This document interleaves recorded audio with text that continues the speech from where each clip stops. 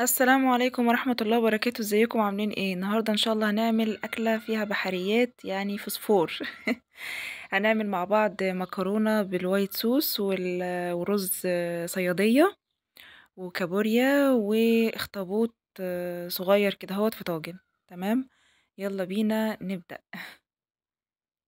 اخطبوط اهو، ده اخطبوط حجم صغير، تمام، مغسول ومتقشر ومتشال منه الحبر وكل حاجة. ده اللي هنعمله في طاجن. تمام، معانا هنا بصل وطماطم وفلفل وتوم طبعا، لان اصلا البحريات بتحب التوم قوي يعني. تمام، هو طبعا لسه مغسول فمنقوع في ميه وخل وليمون. ودي كابوريا، تمام، مقصوصة في النص. هنبدأ دلوقتي نقلي، نحمر بصل جوليان. بعد كده هننزل عليه بالفلفل الالوان والفلفل الشطه طبعا. الفلفل اللي هو بيبقى سبايسي شويه اللي ملوش فيه ما يحطوش، حطوا فلفل الوان بس. كله طبعا في السريع، ما يعني ايه، مش تستنوا على كل حاجه، اي حاجه تاخد تشويح هتنزلوا عليها بالحاجه. انا نزلت دلوقتي بالاخطبوط اهو. بصوا، اول ما يدي لون بينك كده تنزلوا عليه بالطماطم بردك جوليان. احنا هنا في حلة تانية بقى، بدأنا طبعا انا واختي في المطبخ، فبدأنا بقى نعمل الكابوريا. ن... شوية زيت كده صغيرين وتنزلي عليها بالكابوريا وتقعدي تحمري فيها. هنا خلاص الاخطبوط بتاعنا اهو، ما شاء الله، عطى لون اهو. طبعا ما تستنيش عليه على طول هوبا تنزليه.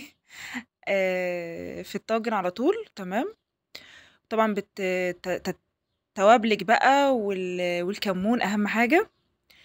هنا على الكابوريا نزلنا بقى بشوية طماطم وشوية فلفل وشوية بصل وتوم وبس كده. تسيبيها كده مع نفسها لغاية ايه ما تستوي، هي هتسوي نفسها بنفسها. جينا بقى في الناحية التانية بنسلق مكرونة، اللي هي مكرونة اللي هي جينا هنا بقى في الناحية التانية بنسلق المكرونة على شكل قواقع، حسب ما انتوا بقى عايزين الشكل ايه. هنا خلاص الكابوريا استوت بتاعتنا، هي بتسوي نفسها بنفسها اساسا. هنبدأ هنا نحط معلقة توم ونبدأ نشوح فيها زي ما انتوا شايفين كده. وهننزل عليها بالجمبري، جمبري حجم وسط يعني، مش جامبو يعني، تمام، حجم وسط. وشوية فلفل صغيرين، احنا بنحب الحاجة سبايسي على فكرة، فعشان كده ايه هتلاقوا الفلفل كتير في الأكل، وبالذات البحريات يعني بتبقى فظيعة. هننزل عليها بكوباية لبن، وقبل كوباية اللبن في معلقة دقيق بنشوحها مع الجمبري، وبعد كده كوباية اللبن دي ما جاتش.